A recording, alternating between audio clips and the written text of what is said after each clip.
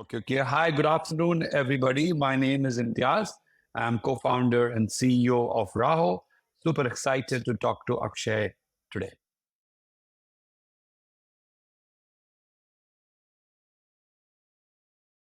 So, Imthiaz, give me an elevator pitch of Raaho. So Raaho, the word comes from Ra, which is a path, right? We are a marketplace for intercity trucking. So at one end, we have a customer who wants a truck. That means he has a load. And the other end, we have a fleet owner or a truck owner, which is largely people who own less than 10 trucks. They have a truck and they need a consignment or a load to actually move this truck and utilize the asset. So we are like a marketplace in between. Look at us as an Uber for intercity trucks in India. Okay. In the trucking parlance, you have this full truckload, and what is the opposite of that? Part truckload, or what is it? Yeah, they say part truckload or less, they say less than truckload, LTL or PTL, Okay. both are Okay. the same. Okay. So, which space are you in? Okay, so we are in the full truckload and not the part truckload, which means that what we service is somebody who wants a full truck, whether it's for 6 ton, 8 ton, 18 ton. And, once the goods are loaded, then it's sealed. There's nothing called it getting added later on. So we are a full truckload, doesn't require any warehouse and so on and so forth. Understood. I'm assuming full truckload is the solution for larger enterprises, and part truckload would be for people who have, like, say, delivery would be doing part truckload, where they leave it to delivery to figure out which truck to take, etc. Whereas in your case, your client already knows I want an 8-ton truck. Actually, delivery does everything. So delivery does part truck. Actually, part truck. Look at part truck as like a courier business, right? The courier which end consumers like you and me use is want to send one cover or a small packet to my mother or family, right? Whereas enterprise courier would mean 500 kgs or half a ton. So that's the courier. So part truck has a lot of courier side of the business. Of course, delivery is a large player. They do part truck, full truck, warehousing, and everything. We'll talk about, the whole logistics is a good starting point to talk about, and we should do that maybe. Okay, understood. So yeah, tell me about the whole chain of logistics, and also if you can mention who are the players at each step of the chain. Okay, so I think when we talk about logistics, which is let's say 12% of India's GDP, which is a very very large part, right? Logistics includes transportation, it includes warehouse, it includes storage, and automation, right? Um, we are largely into transportation, so that's where maybe I would be able to add a lot more value in this conversation. Transportation is around 65% of logistics, right? Which is moving goods from A to B. After that would be warehousing, and after that is maybe automation and so on and so forth. When you look at transportation, which is basically how do goods move, right? How do they come to your house from a factory or from a warehouse? 65% of goods transported in India happen through road, right? So you could transport goods from road, by railway, by water, or by air. India is 65% road, 30% by railways, and the water and air are extremely, extremely small. So as I said, right, India runs on, chakkas, they call it, or tires, right? So India is largely a road network, and goods moving on road, they move by trucks. And that's where we come into play. Now, from the goods that move by road, goods could move for intracity or they could move intercity, right? 80% of goods movement in terms of value is intercity trucking, which is, let's say, 200 kilometers plus or 150 kilometers plus, right? So for Raaho, we are into, of course, transportation, which is road transportation and intercity trucking. Okay. And that's really where we are. So, which is why I said that we are a marketplace for intercity trucking. As you rightly further went into the detail, it's a full truckload business. So, what happens is that a lot of our customers, for example, delivery is our customer. Delivery would do a part truck, would go pick up couriers from SMEs or enterprises, bring them into a warehouse, and then they say, listen, I want a full truck to move this load from, let's say, Gurgaon to Chennai. Then we come into the play and say, hey, here is a truck. And then we take care of this FTL, as they call it, from Gurgaon to Chennai. So that largely is the that largely is the space from a logistics perspective. Of course, from a value chain perspective, in terms of how does FTL work, and maybe I can go quickly, that also, right? In a value chain perspective, that could be a large brand. I mean, let's take an example of Coca-Cola, which is one of my favorite brands, right? So let's say Coca-Cola would have a contract or or like a tender relationship with large third-party logistics companies or transporters, right? Give me some When I say names of 3PL, transporters. there are big ones like TCI, Darcel Logistics, VTrans, VExpress, Gati, for example, is also a 3PL company. Safe Express is a 3PL company. These are Delivery by these itself is a good these example are of a like 3PL company. asset-heavy companies. They own trucks. Actually, old economy, most of the old economy companies definitely own trucks. So most of these, whether it's inland, express roadways, East India road lines, Varuna, all of these people, including actually delivery to some extent, right? They all own some asset. An asset in our business could mean trucks largely, but could also mean some form of, warehouse and all. So all of these people own assets, of course. So what happens is that, they have a contract with the end customer, large enterprise. The relationship between the 3PL or a transporter is a tender-based relationship. It's a fixed price relationship, right? Of course, credit relationship, let's call it, With right? some 20%. something to do with petrol price also. There must be some petrol price linked escalation. It is. That is, beyond a 5% escalation, then that increases, then the price is relooked at. But, Okay. if you look at overall perspective, they would like to fix the price for the whole year or at least 6 months period. So it's not on demand in nature for them. It's a spot, it's not a spot freight, right? What happens is that this transporters or a 3PL company, they try and fill 20% of the requirement through their own asset. But the remaining 70-80%, they eventually go to a broker. India is full of brokers, right? Uh, it's a low trust economy. Whenever there's a low trust economy, you have an agent in between. Okay. And that's where brokers come into the play. Brokers, in turn, work with a fleet owner or a truck owner. The reason why this broker network exists, agent network exists, is because the space is extremely fragmented, Akshay, which means, let's say, most 90% of truck owners own less than 10 trucks. Wow. So it's a long tail of truck owners who, of course, can't work with the transporter directly. Transporter can't work with the fleet owner directly because there is issue of trust, there is issue of reliability. He eventually needs one middleman or the agent or a broker, right? So that's how the whole chain works. The relationship between a broker and a transporter is it's a spot freight relationship. That means आज का price 6 बजे का price अलग है, 8 बजे का price अलग है, right?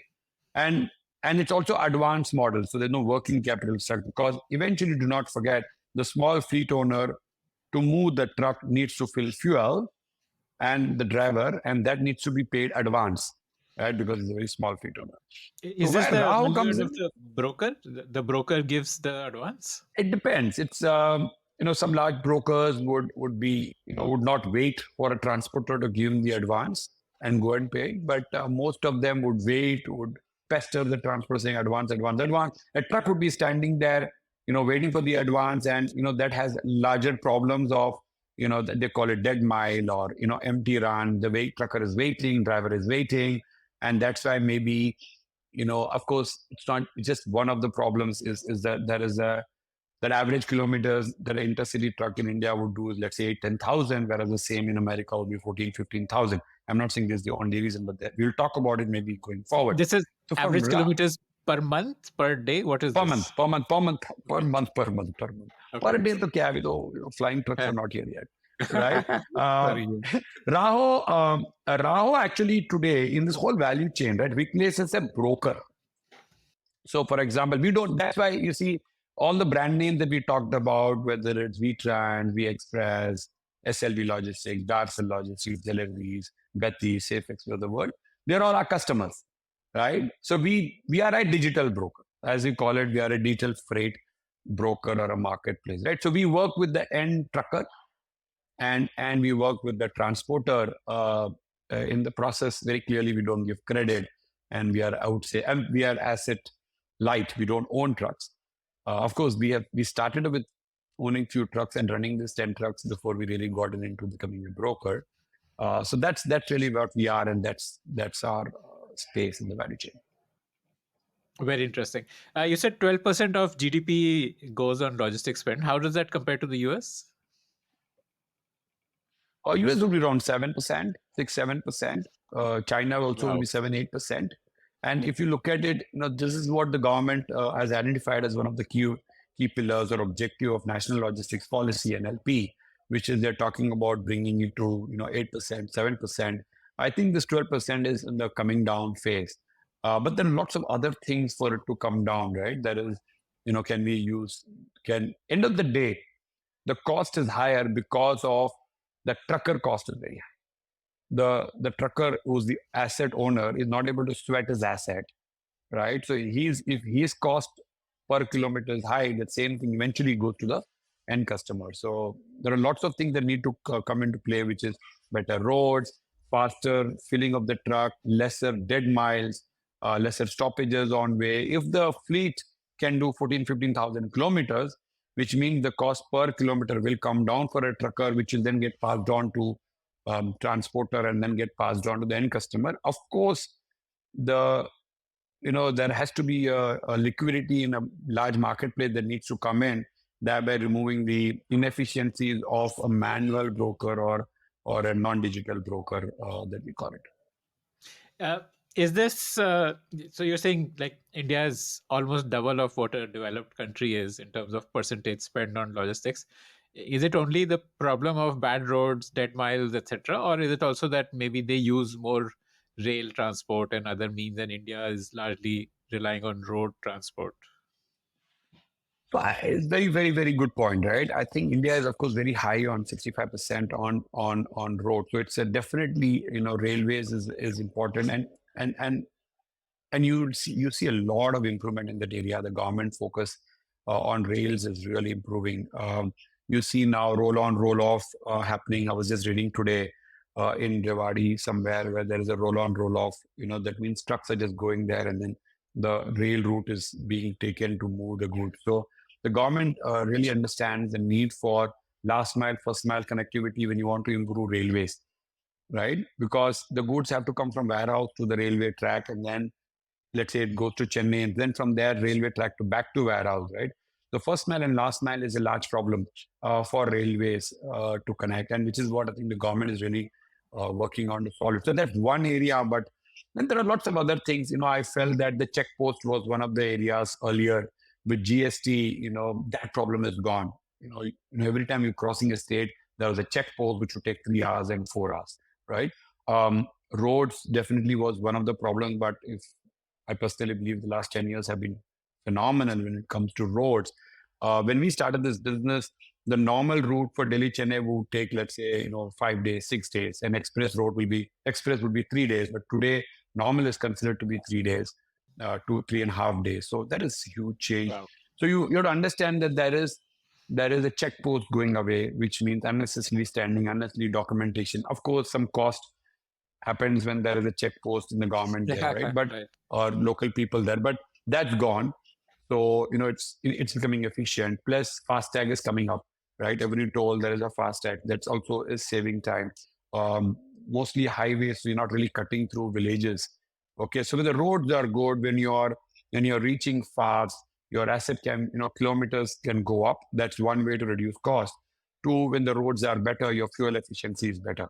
You have to understand that 40% of the cost is going to be the fuel cost.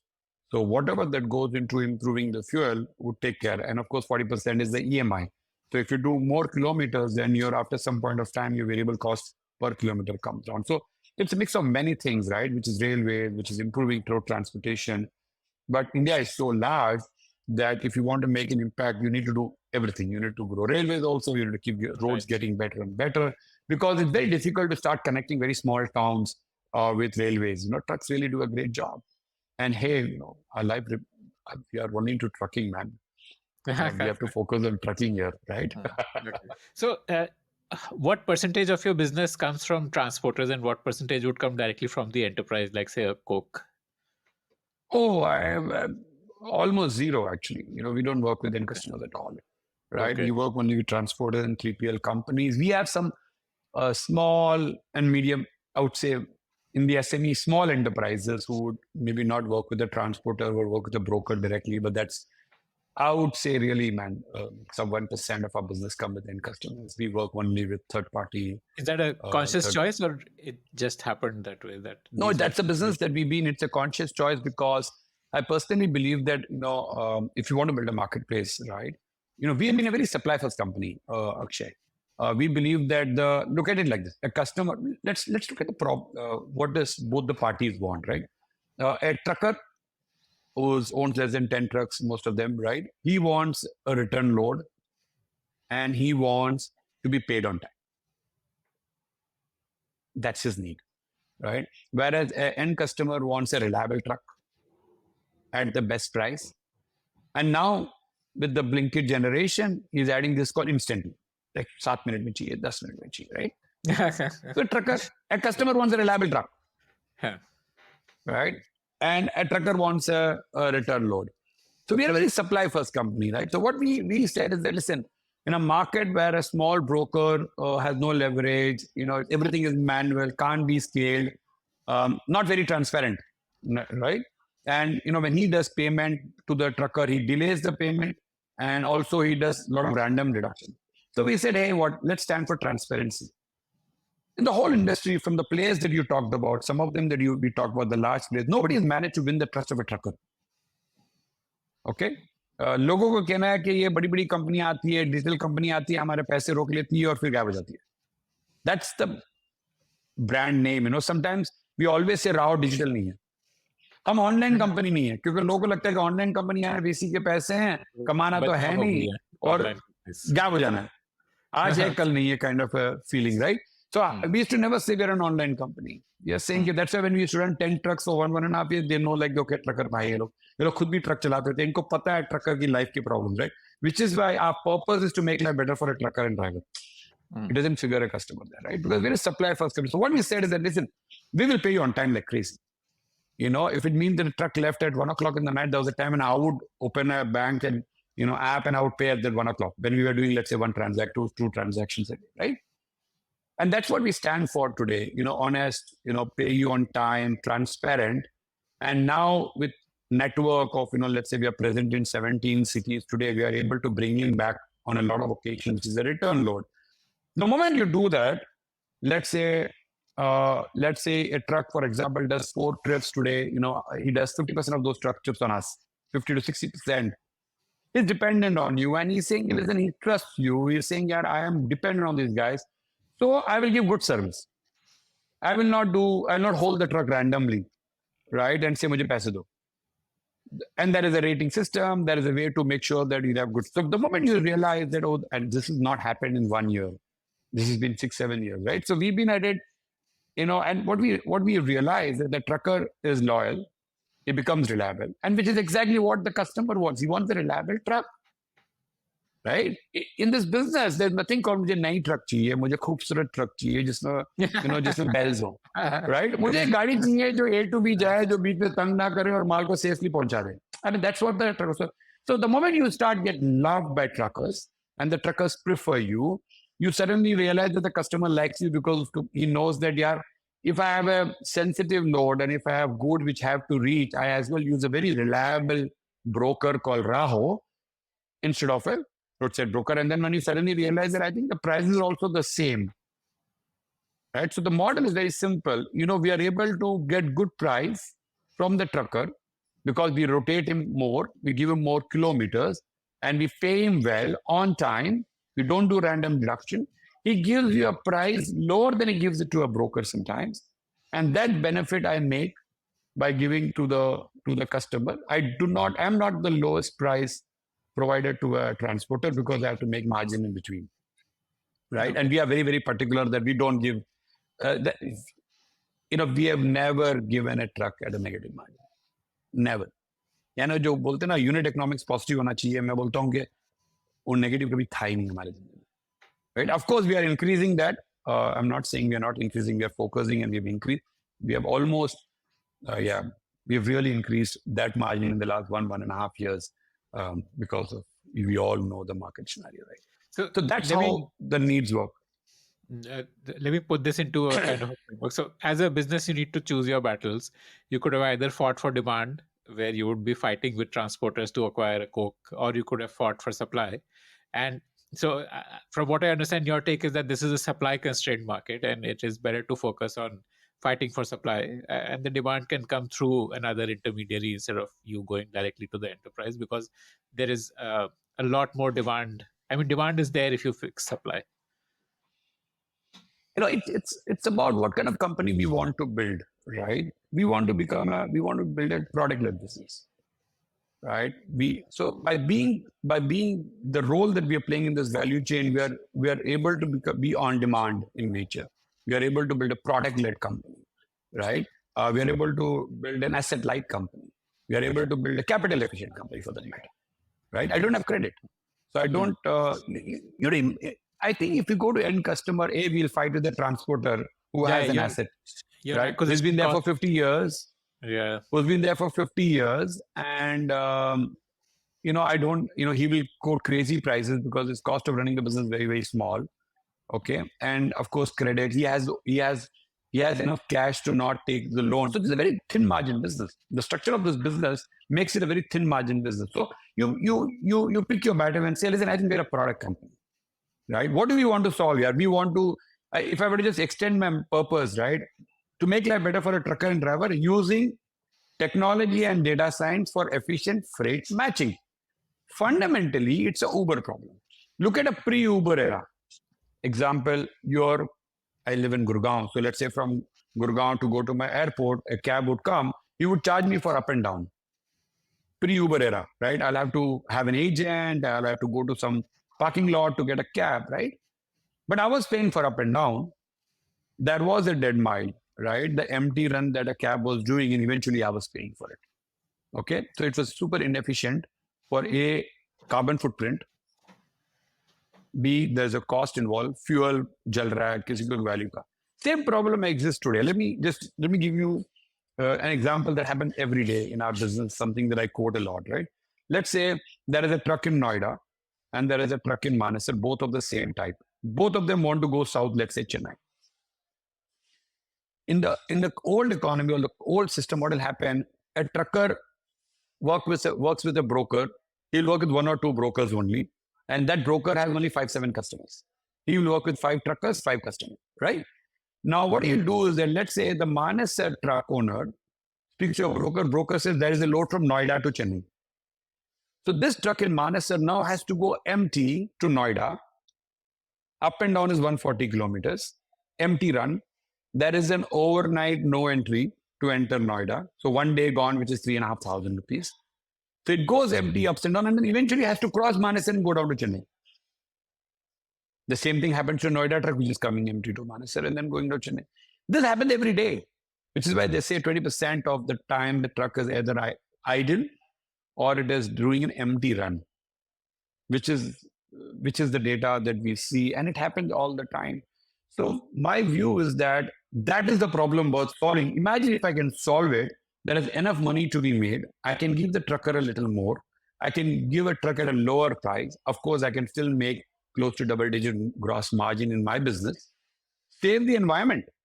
Carbon footprint.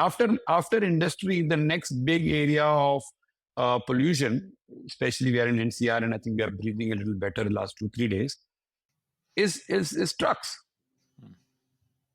So, this is one way. So if Raaho wins, for example, or if you're able to make this freight matching efficient, we will be able to reduce carbon footprint from the significant side, plus being able to make a trucker's life a lot better, a driver's life a lot better, a customer happy, and overall.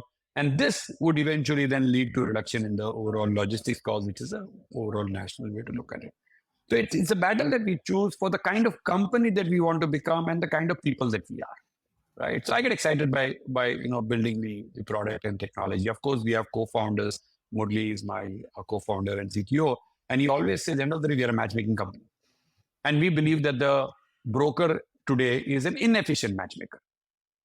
And we believe that technology can make this a lot better. It has happened with the Zomato. It has happened with the Uber. It has happened with Urban Company. It has to happen with trucking. It can't be this way. Okay, interesting.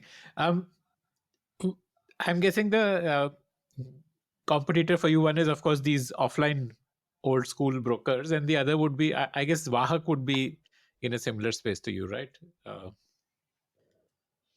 Actually, Wahak again plays in a very discovery layer, right? I would say the way Okay, they earlier don't do Zomato used to the be, the they transactions. are not part of the transaction. I personally, True. I mean, again, there are different approaches to this business. You could be the Wahak also, right? Where you're saying, hey, Wahak competes with BlackRock.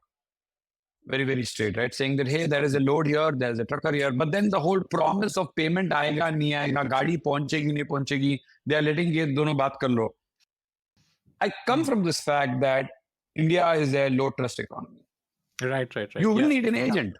Absolutely. Who's going to own responsibility कि मेरे पैसे आएंगे नहीं आएंगे? एक trucker जो समझो पटौड़ी में बैठा है, उसने बैंगलोर से गाड़ी भराई, वो कैसे जाएगा बैंगलोर में पैसे कलेक्ट करने के लिए अगर ट्रांसपोर्टर ने पैसे नहीं दिए?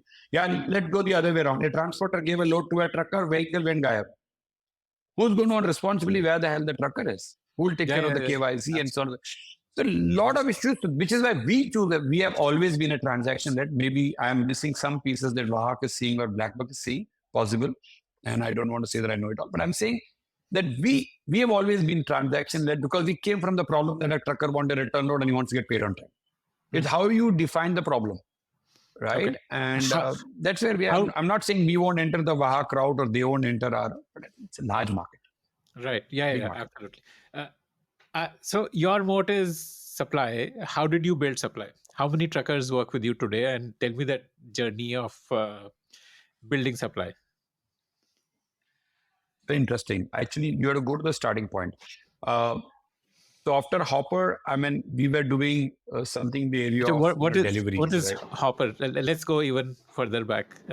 What is, so this is your second venture, right? Maybe you can just take us through that journey of the first venture first, and then we can talk about how you built Raaho. Okay, I became an entrepreneur in 2010. Hoppr was my first startup, right?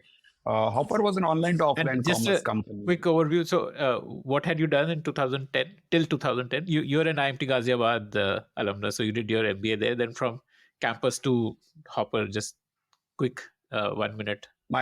So I'm from Chennai, and I started working in '96. I worked for I sold phones in '96. Then I was with Blue Dart, and then I sold pizzas. I did MBA in '98, 2000, as you rightly said. Chennai boy in Ghaziabad. That was my first trip to North, just for information. First time my train to Delhi, and then this journey to Ghaziabad, and Hindi has really gone spoiled after that. 2000 joined McDowell's. I worked for UB sales in Mumbai, and then Chennai, and then Bangalore, product guy. Then joined Airtel 2004 January. Sorry, seems 20 years back. Very early days of it. Very early days of Airtel, growing at 8-10% a month. Airtel, super entrepreneurial. Airtel, absolutely stunning founder called Sunil Bharti. Right. Learned a lot. I was in the Airtel Karnataka, which is like a circle, did product role, became a sales head, became a marketing head, moved to Gurgaon 2007 as the vice president heading data business for Airtel, which is a non-voice business or value-added services, as they call it. Did that till 2010. Then I decided there's a B2C business only, right? Like the Hello Tunes and all of that. Yeah, data, GPR has Hello Tune, SMS, and all kinds of non-voice business. So largely a lot of innovation. And that's where, you meet a lot of entrepreneurs. One of them was, my good friend now, Vijay Shekhar Sharma. You get inspired by people like that, right? Saying, oh my God, yeah. Every time you meet, the man is thinking 20 years ahead, right?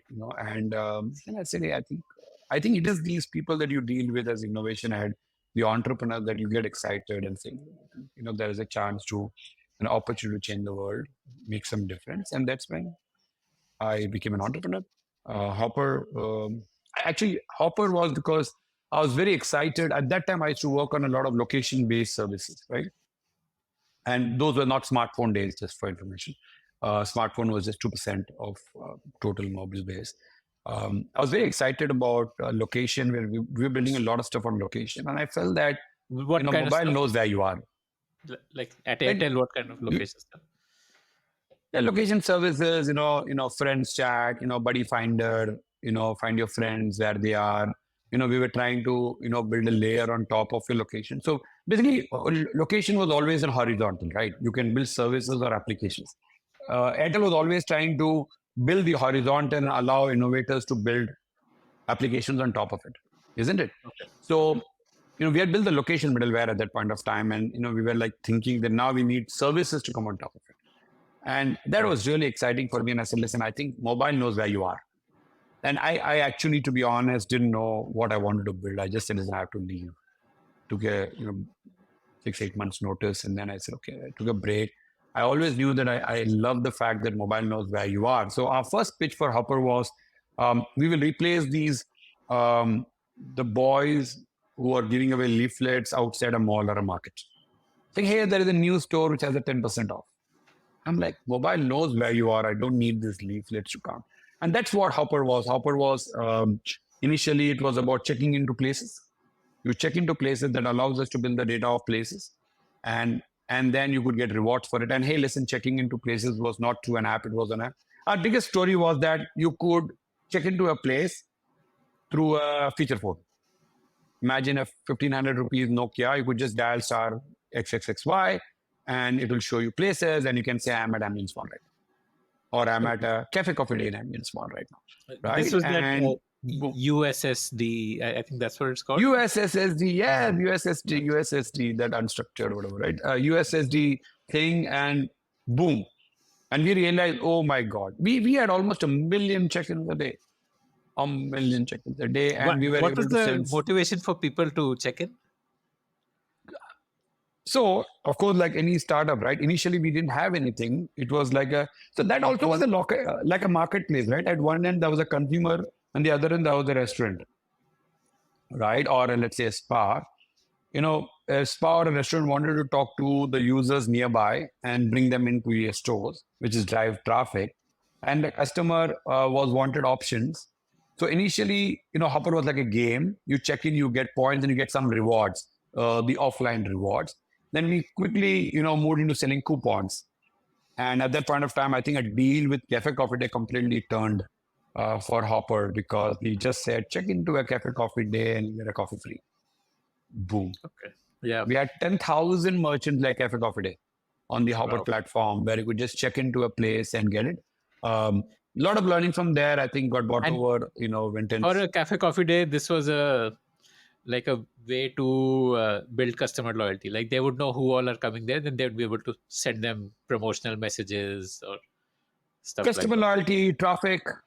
Traffic. Of course, it was not free coffee. It was buy two, get one free. So there was traffic, vis-a-vis another store. How can it drive you? You are here. Contextual marketing, right? Extremely contextual marketing, isn't it? You entered Ambience Mall and you say, I'm in the Ambience Mall. The moment you check into Ambience Mall, imagine all the brands realizing, oh my God, you are here. Now let me talk to you. Then eventually it end up becoming like a loyalty platform.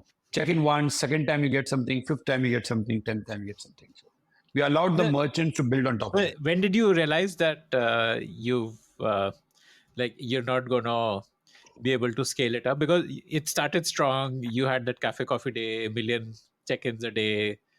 So when did things start going south and you realized that we need to pivot, we need to try other things? And obviously in the thick of it, you don't probably know, this is only in hindsight that you can say. Actually, it's not that, it's not that I was, I was always excited and I think we had a huge space to go, right? But there are other things that were happening, there was a pressure on growth for us at that point of time. We had raised a lot of capital. How much had you raised? In 2011, we had a first round of like $5 million, $4 to $5 million we had raised from Bharti SoftBank. That time, 2011, not many VCs in India. Startups are very, very, very few, right? And so when you raise so much capital, you need to grow, and I think a lot of things that happen around it. Product market fit. I think we raised so much money without a product market fit, and then you are opening a lot of cities, and then you realize that you're growing, but not fixing the product. Then you come back and try to fix the product. And then by the same time, there are other things that are happening in the business. And then, somebody finds you really exciting. Somebody likes your merchant base. A lot happens after that. So I said, okay. And first startup. So And who finished that. acquired you? And well, Hike Messenger at For that point what? of time. And you were still USSD at that time when they acquired you, or you had No, also... no. We had an app store. No. We had already moved to the app. We had the USSD, but we had already moved to the Android. And I think we had a very good product running called Hoppr Cash at that point of time. So no. I think we were on the app environment at that point of time. And this was like, again, a check-in product, something like, say, Magic Pin. So magic pin now. Yes, it was check into a place and then get rewarded and coupons and stuff like that.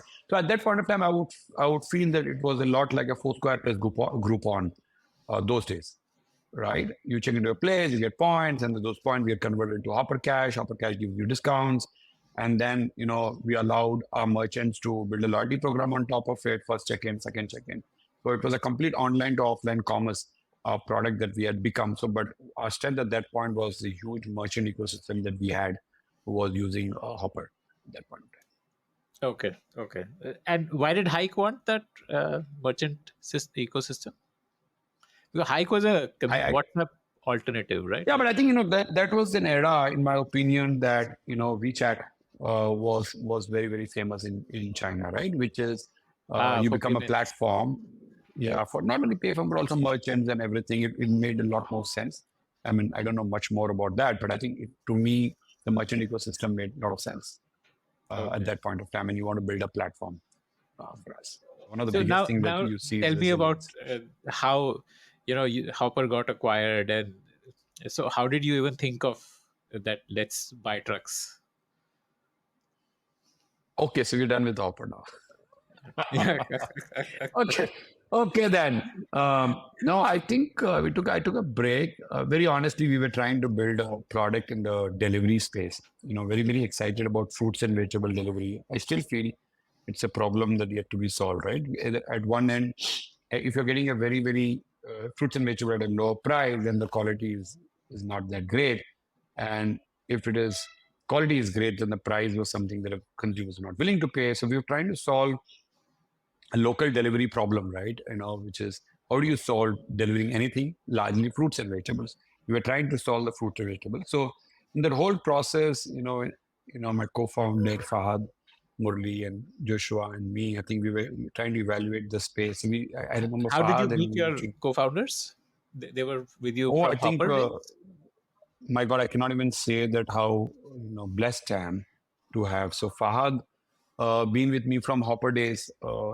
I know him for now 13 years. Muralidharan, very, very dear friend. Actually, I had done a small investment in his earlier startup 10, 11 years back. So he leads technology, Fahad leads operations, and a very dear friend called Joshua, who I know for now 20 years, working with me at HL. He takes care of customer experience and HR. Clearly, we should talk about them. I feel that building a business with co-founders is like a must do, especially if you're building a product tech company. Then I think technology co-founder is a must.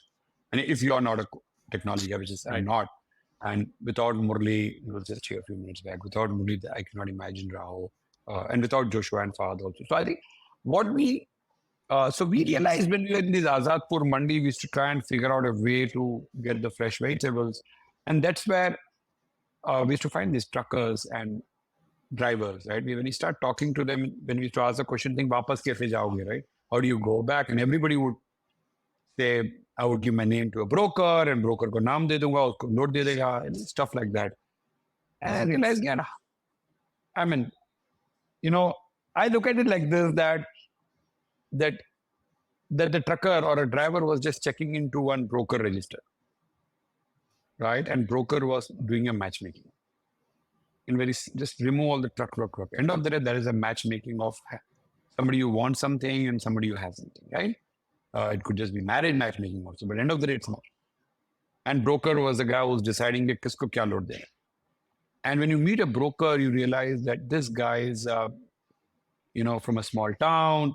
He has relationship with few truckers and few customers, and then he's opened a shop. He's got multiple phones with him, charging the phones all the time. He's always on the phone call. Zero tech, right?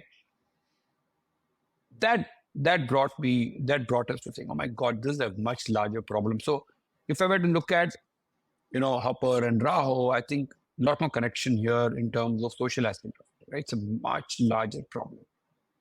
Think about it, that there are 80 lakh trucks.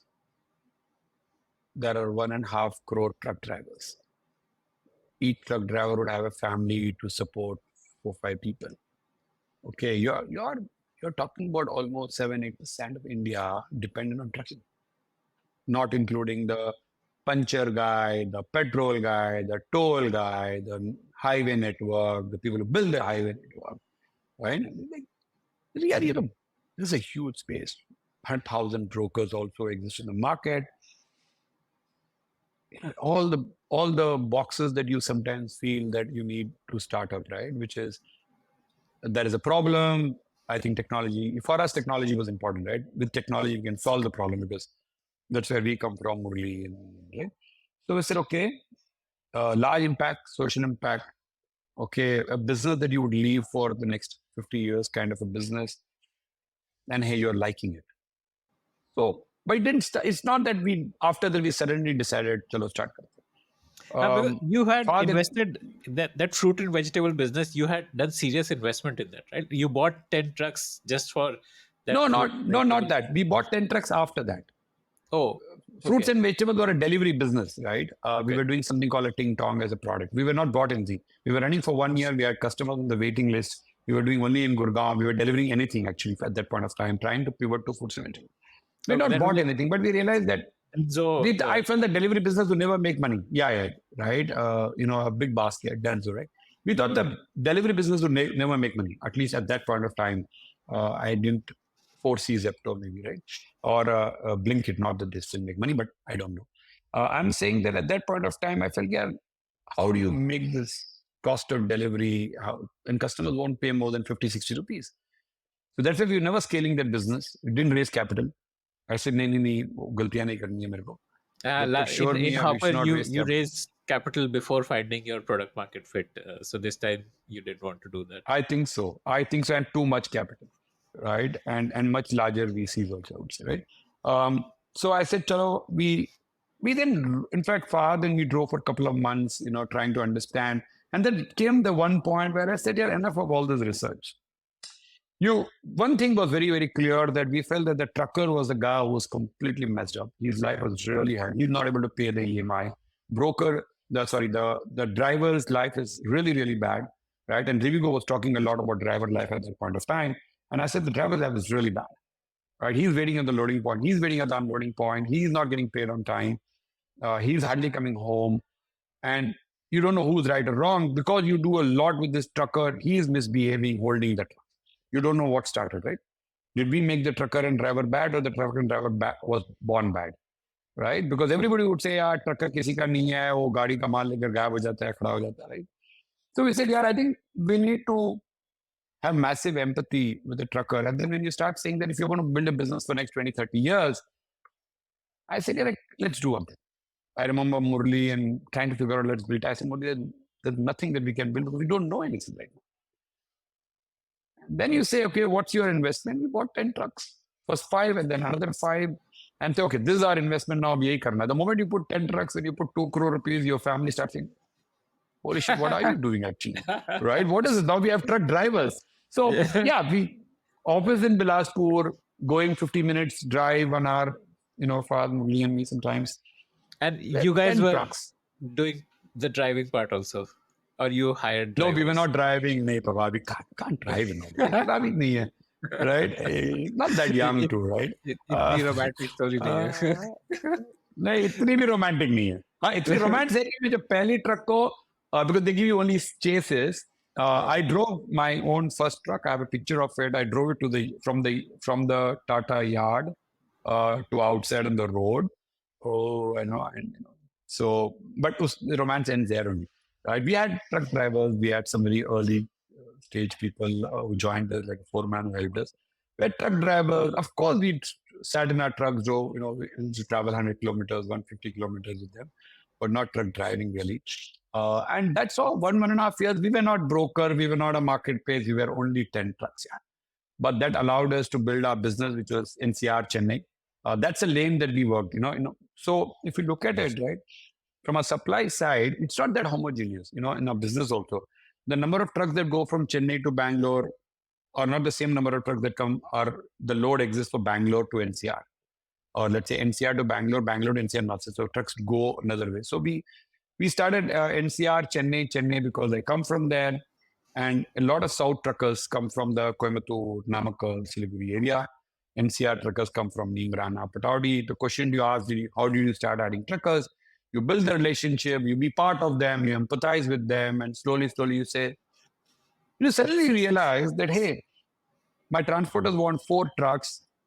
I can fulfill 1 or 2 for my own, right? Maybe I can take 2 from the truckers who I know very well, who come from my zone. I really know them well for some 1 year. And that's how you started saying, you moved away from, so we used to give our trucks to brokers only, not to transporters, right? Because we were trying to understand the way typical trucker works. Where am I going to search a transporter? The moment you started doing that, you realize the problem of a truck broker and how much is deductions and random stuff, right? And then we realize, as a trucker, this was a normal problem. We empathize with it, and slowly we move to the transporter to get a load. We became asset-less, and then we became a pure play broker. Digitization, we started right from day one that we will digitize WhatsApp, blah, blah.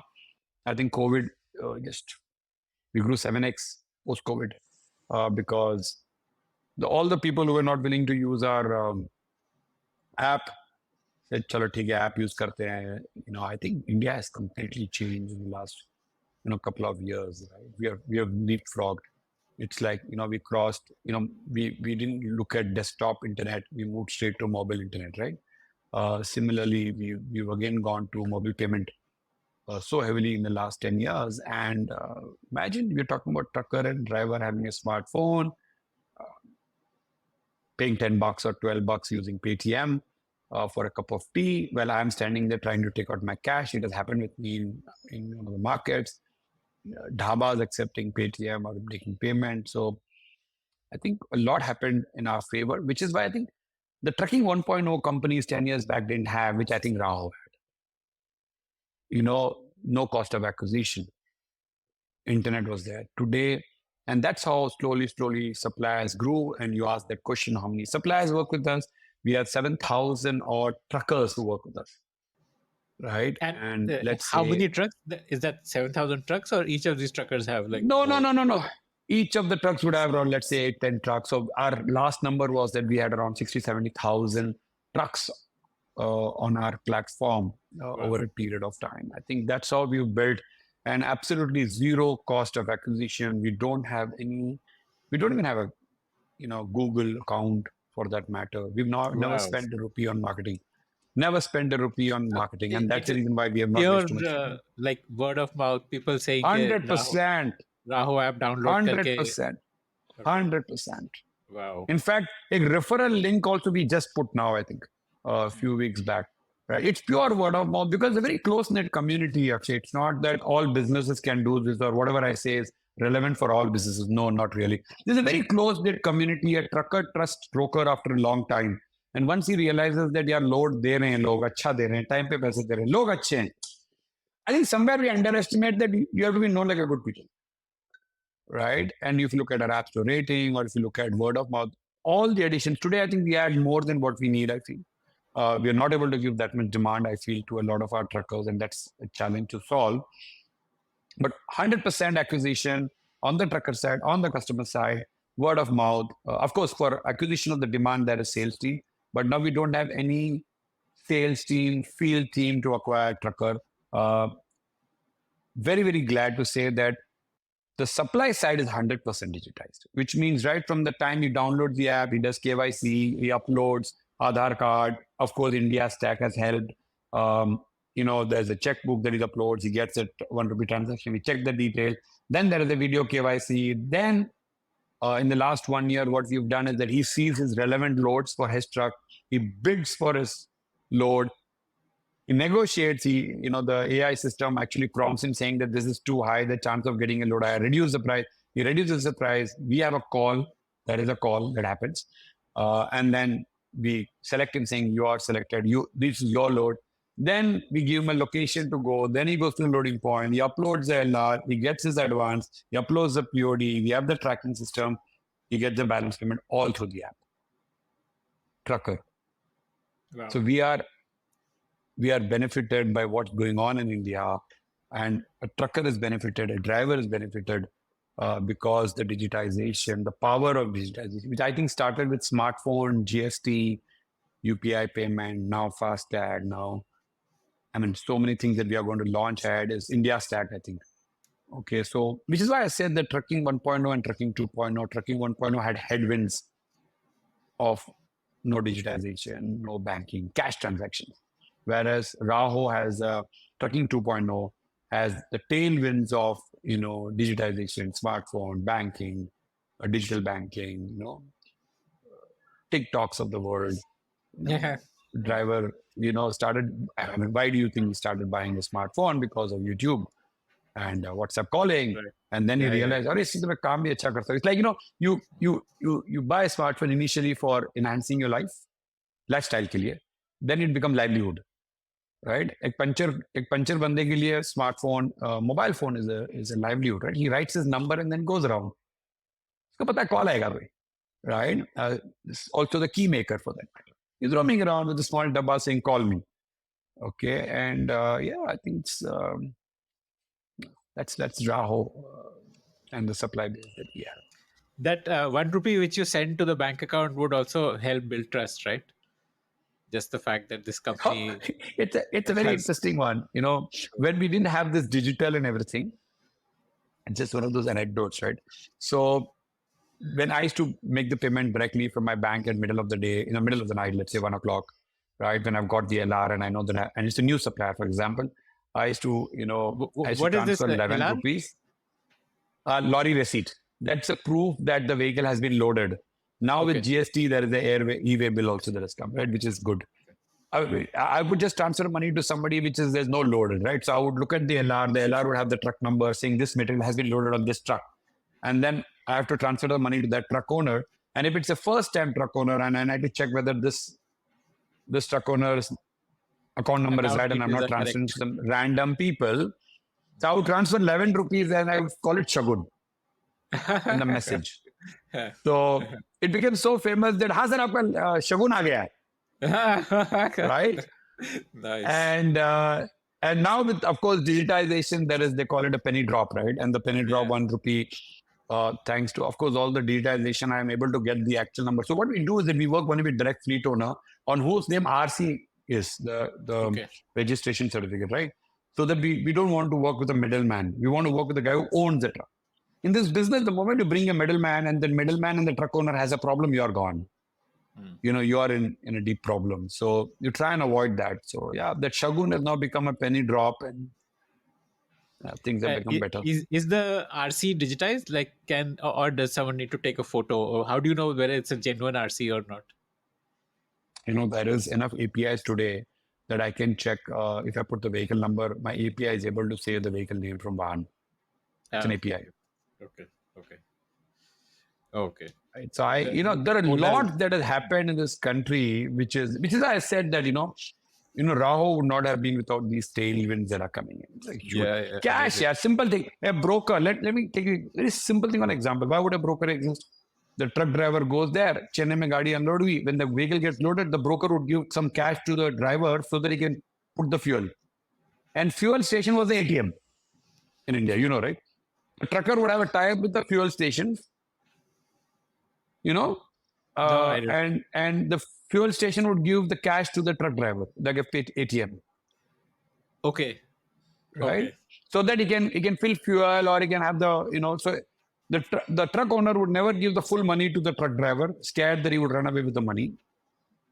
So every 400, 500 kilometers, he would give money to fill the fuel and for his, bata, they call it, or daily expense of food and everything. Okay? It was cash. You see now what has happened. Now the truck driver is also using digital. He doesn't need. Where is the cash now? Fuel के लिए cash जरूरत नहीं है. Toll payment don't need cash. Truck, let's say even for food, the guy is using digital payment now. Where is the cash? Earlier, a truck driver would hide so much cash, be scared. He would tell me कि नहीं साहब, 50,000 रुपया truck में लेकर नहीं जा सकते, right? 5,000 रुपया मिलेगा मुझे, वहां पे पहुंचूंगा तो वो पंचर शॉप पे मिलेगा या वो पेट्रोल पंप में मुझे 10,000 रुपये देंगे, right? Okay. It's gone. So very, very lucky. As they call it most of the times, right? Timing is so important in a startup. In Hoppr and this, right? You see, there's a timing benefit that we've got. And, I think there is a timing. Of course, we had to, lived off wait for the right time. You build for the future, right? The learning from Hoppr and Raaho is that in Raaho, you have to, we said, listen, I think let's take it for granted that it will become smartphone. The trucker will have a smartphone. People used to say, do you think a driver will use a smartphone? Listen, I see a world where the truck driver will use a smartphone. I see a world where things will get digital. I see a better world. And I'll build for the better world. I mean, you cannot, of course, predict COVID, but I'll build for the better world. And I felt that Zomato built that in us. Yes. He built for a better. He actually said, yeah, I will discount it, right? I think, and I think that's, maybe we are in the right time. I always say that it cannot be, even today, let me tell you, the digital market freight booking is less than 1%. Imagine. So 99% is still with the traditional broker through the Still broker. Traditional, old way of working. It's a long way to go. Why are you struggling with demand? You said you have more supply than demand today. Why are you struggling with demand when, 99% of the market is, do you need to spend money to acquire more demand, or what is? So I think the key question is that our supply is growing faster than from the demand, because we are, the transporters are building a demand for us, right? Our supply is growing faster than our demand because the demand is not fully digital yet, right? Whereas the supply is fully digital. You can't stop a trucker to download an app and say, I want a load. So that's our curve is like this. Whereas you still have to be very careful when you onboard a transporter because you're going to get. You have to be very careful that he's a transporter that will pay you on time. He's somebody who can reliable. His orders are reliable, so on and so forth, right? So I think it's not that there is a problem. It's an opportunity that I feel that, the tipping point for us where you're not doing anything, you're getting supplies happening for Raaho. Whereas we need to crack the demand point. But I think we're growing. I'm sure we'll solve that faster. But I would assume that demand lies with businesses. So businesses are like a lot more digital savvy, willing to go to a website and in order to provide better service to their clients. I didn't understand why demand is not growing as fast as supply. Like why? See, a lot of our transporters, right? They're still old economy companies. There is still that one person who's there at most transporters of ours are like an SME, like a medium enterprise, right? Okay. Most of them, they still have that, they call it a traffic guy who's not necessarily very digital savvy. In this business, what happens that, when there is a load, they forward it to, let's say, a few brokers. We are one of them. Okay. And they would like send it through a WhatsApp message or something like that. Yeah. It's that's why I said we have 100% digitized supply, but it's not been very easy for us. Enterprises take their time because they rewire the way the organization is. Some of the big companies that I talked to you about are 50-year-old companies. There is a certain way that they work, and so they are coming to. Still need good news is that the new gen. You need an account executive who will receive the requirement and tell the company that yes sir, this will be done. Yes, you can't tell them, hey, we call Raaho mein login karke book kar lo. We have a shipper app. We have a shipper app, but we are some do, but many don't. Slow to it. No, they use the shipper app. as soon as the vehicle gets confirmed, because the documentation, everything is on the app, the tracking is on the app. But the process of getting a truck, they feel when I can make a call and we can make a WhatsApp, I get it in few minutes. Why will I do it? And I think it's a slow change. Also, it's a matter of time, focus also, right? So we, as I said, we focus on digitizing supply. I'm sure in the next 1-2 years, we'll make that compulsory. So that I think the new gen that's coming in these old economy companies are also thinking transparency. They are also seeing, hey, listen, I don't have a view of what's going on. Why a particular vendor is selected vis-a-vis Raaho. And I think the moment a new generation is asking that question, the only answer would be, and most of them are wanting, is digitization. When they digitize, they will say, listen, we'll work only with digital companies, we'll work with companies when we have full clarity or reliability. So I think it's, so as I say that, the future is definitely digital. And thankfully, we are at the helm of it, or, trying to, steer towards it. But what does your market will go digital. What does your product look like? So I've got a few hints. For example, you said that document uploading happens on the product and all documents reside there. And also you said tracking happens on the product. Like the driver downloads your app and therefore you are able to give real-time location updates. Like just talk me through the product part of it, like your digital So product. the way it is, let's start with, let's say a customer says, I want a truck, right? He says it on a WhatsApp or a call.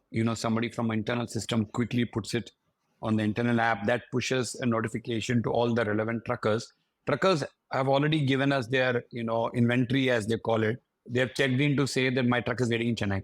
I have a multi-axle truck. So if there's a multi-axle truck waiting in Chennai for Delhi, and we have a load that matching, which is the matchmaking, right? It informs him saying that, hey, there is a load exactly at this point. We also know where the truck is waiting. So we try and see if we can give him a load which is closer to where he's standing, right? Which is where his current unloading point is closer to the new loading point. And how do you know where the truck is? Wants to. Like the exact. Well, because the driver checks in to say that my truck is here. I'm waiting for a load. The driver checks in. The trucker also says his inventory and selects a Google pin saying this. So he has all his vehicles are already in my system. He taps the vehicle number and says this vehicle is here in the Google pin. So the system automatically tries to push so that we are able to get a better rate. We are able to get a better rate because the trucker sees less cost. Usko lagta hai ki yaar 10 kilometer dur truck khadi hai. Right? So he gets it. He bids for it. Once he bids for it, then we have a rate. We Is give it it to always the customer. Lowest bid wins, or are there other factors also?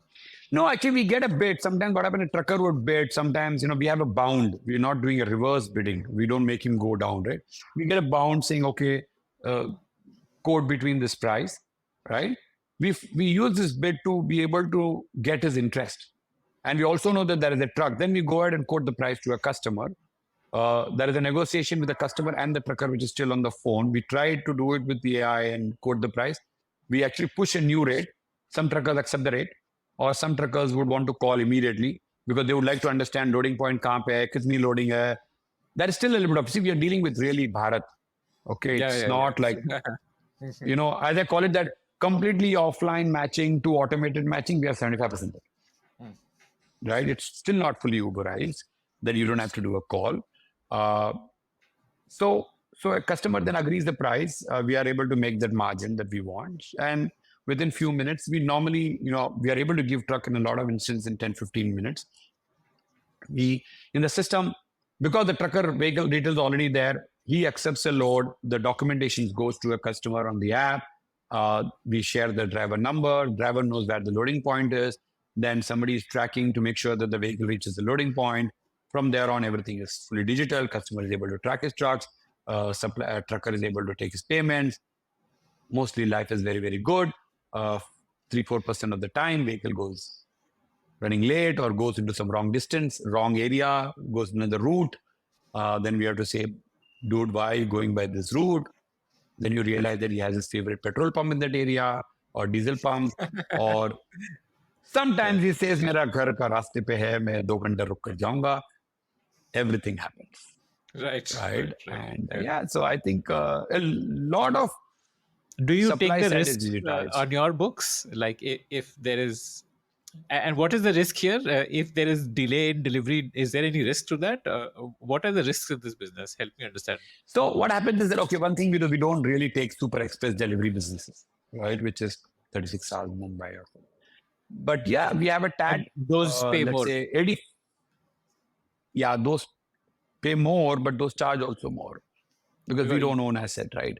And you need supplier also takes more. a driver to drive 24 hours or have two drivers or something like that. Double drivers, 24 hours. I realized that, that makes sense.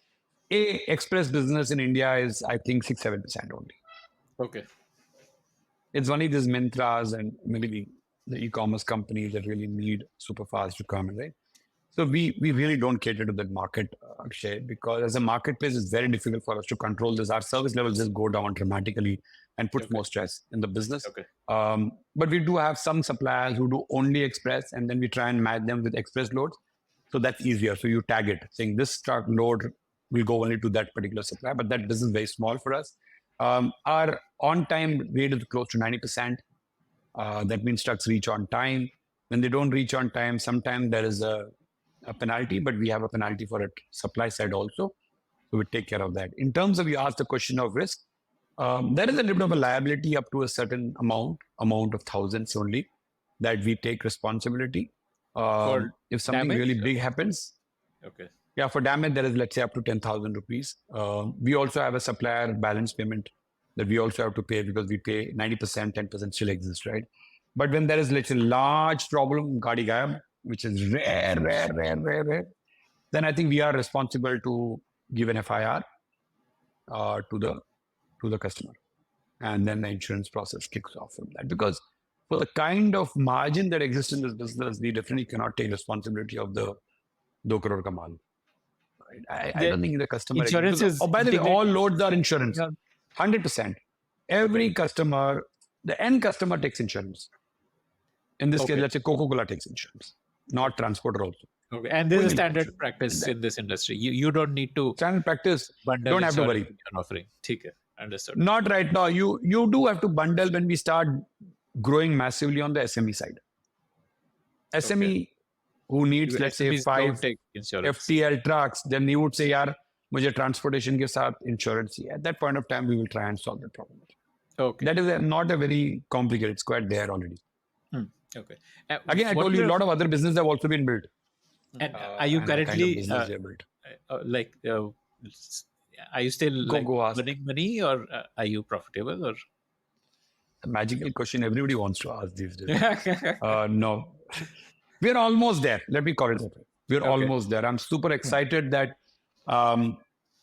maybe in the next few months we will turn completely profitable. I'm talking about at the not EBITDA level but PBT level, fully profitable. We're almost there. That's a big focus for Raaho. That there is maybe at a 200 need and urgency.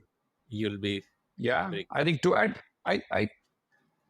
around that number we will be profitable completely till the bottom line, and I think that's the focus of Raaho, to build a profitable business. After that, when the product is built, I mean, you should be able to continue growing this business, not necessarily with a lot of capital. I don't see that. Now the question is, would we go end customer? I mean, why would I go if I continue to grow, right? My transporters and 3PL companies are happy to work with me and grow. I don't see any reason why we need to go to end customer, large enterprise for sure. Would we do small and medium? Maybe yes, because that guy is anyway going to a broker. That anybody who goes to a broker is my target audience as a customer, right? Anybody who goes to a transporter is not my audience because transporter is my customer right now. But we have been always focused on saying, listen, let's focus on the load business because that's the largest problem, right? So for a trucker, the product you give is either going to grow to increase his revenue or reduce his cost. We have focused on increasing his revenue. Things that can grow his revenue. Things that can make him do more kilometers, right? Things that can get more top line, sweat his asset more so that he can pay his EMI well. Where do you see that potential of that business? I think from a top line perspective, not very, but from a margin perspective, maybe bigger. The margin pool might be bigger of those products. Okay. right? The margin percentage that you can make might be bigger, but you have to understand the core reason why it comes there to you is, in my opinion, is the largest problem called loads. Right. You can't suddenly launch saying ये app launch करो और आपको tire system में मिलेंगे. It's very difficult because he buys tire like what? He changes once a year the truck tires, right? Mm. But he's doing continuous business, and we also know so much of data about him that कहाँ से कितने tyre चल रहे हैं कब. We know his insurance date, by the way. We have the documents of when the vehicle has to get insured. In your So KYC, you we're going to collect try all that. something soon. But as I said, one of my learning is to stay focused. We've stayed focused on that right now. And when I say we'll turn profitable without any of these ends. We'll turn profitable only on our loads business. Tell me something. Why aren't you? Why don't you have that ambition in case को 1,000 crore top line करना है in the next 2 years or next 3 years? Because आपका PMF तो हो गया ना अब. Now मैंने कहाँ बोला मेरे पास ambition नहीं है. मतलब you are happy with growing without raising money, with only working with transporters.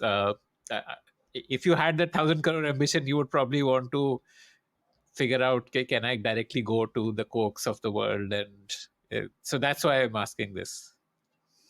Or am I wrong in my understanding that there's no point going to the Cokes of the world? The transporters are a better customer segment. Let's just go deeper with them. And at the moment, we believe that we are adding a lot of value, and we are, we have a long way to go. Sometimes it's also timing of the business. Do I see 1,000 crores a month? Do I see 100 crores a month? I think in the next 3 years, maybe I see 100, 2 years, 3 years. That's our plan to do 100 crores a month, right? with external capital or without needing any more capital? Organically, you will reach there. We are going to raise some capital. We have to raise some capital for sure to be able to pilot or do some new things, right? To grow network. We are present only in 17 cities. We should be present in 50 cities. Okay. Grow network, geography network. And from day one, those cities don't give you profit, right? Grow ancillary products. Maybe, try your hand in, why how would do we get this new city digitization? not give you profit? Well, you are pure asset light. It gives, but it takes some time. Sometimes the new city has a new segment of supply base, right? For example, today we do only container trucks. We don't do open trucks at all. Okay. Right? Let's say you are suddenly opening a city in Guwahati. Now, the truckers who roam around Guwahati are not there in my network, maybe, because if I have spent a lot of time in building Delhi, Chennai, South, North, I may not have enough truckers who run in Guwahati. So it takes some time for me to build the supply base, of course, profitably. The cost is people cost. And then, of course, I think technology is a continuous cost that you'll have to start thinking. Abhi tak to humne Amazon ko paise nahi diye lagta hai. Free coupon chal rahe hain, right? Right. Startup benefits.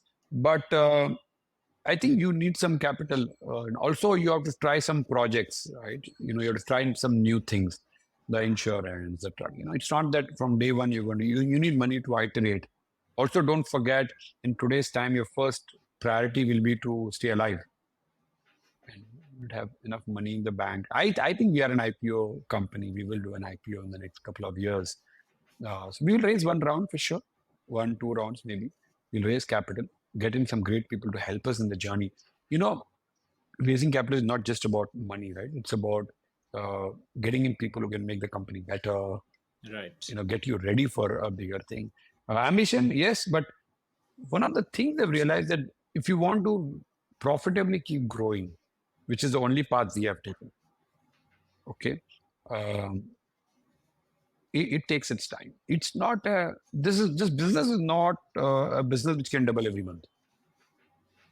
It's slow and steady building brand. I think most businesses to me take 10 to 15 years. Unlike what has happened in the last few years where some businesses just, some went down in the same speed, right? Maybe this is not that business. Maybe we are not that team. We need to also realize that what we love. As a company, I love now building a good business. I talk profit, I talk transaction level profit, I talk overall profit. I say, listen, this cost is not required. We talk productivity, right? Because this is the business. This is what I'm going to be doing for the next maybe 20 years. So what's the hurry? Karte. Right. As long as you're growing profitable. What's your headcount today? 135. And how many of these are people who do the calls to customers, to truckers, to like Not the many, ops? not many. The matching people organization is 30 people, 25, 30 Okay. people. Okay. A lot of others are collection, POD, billing, What is POD? technology, proof of delivery. We have to collect the proof of Okay. delivery, right? Okay. From the market. So those Okay. guys and engineering, HR, finance, And allied collection. functions, customer support. Partner help desk is a very big support. Our suppliers still, everything they do on the app, they do a voice message on the app when they have a problem. That's another beautiful feature that we see. Wow. We're hoping to open source it. That on the complaints, right, what we realize that a supplier can't type. Right? True. So he has a voice message saying, भाई जी ये मेरा balance थोड़ा जल्दी करा दीजिए ना. That's it. Very nice. Very nice. Right? And we love it. 80% of the people just send a voice message. Yeah, that shows empathy towards customer, right? When you build product. Yeah, and we were so excited with this product. We want to open source it also. We have a full layer around it that's built on ticketing system on this one. What do you mean? And in his own language. Open source it, like you have some technology which converts the voice to text. Yeah. We have built something. We have built something which is not only this. So we could open it. We can give it to ticketing system companies, right?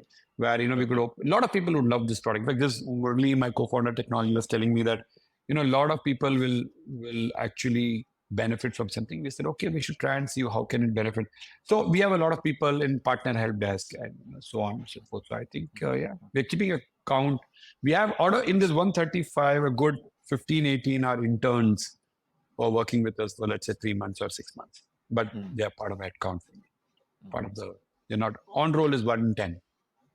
Okay, amazing. So let me wrap up by asking you, what advice would you like to share with young founders? You're like the second time founder now and a lot more conscious about making the right choices and so on. So what advice would you like to give to first time founders? Okay, advice and all.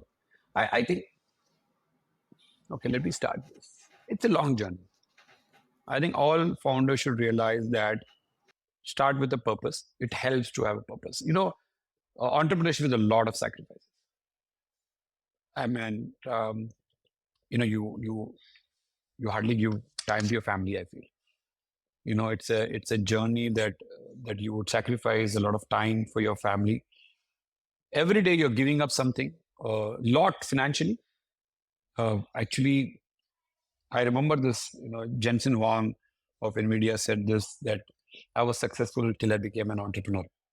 Okay. And, but the other way to look at it is that, I started, in my case, I feel that I totally agree that I was successful till I started up. But I think I managed to have a, true purpose only after that.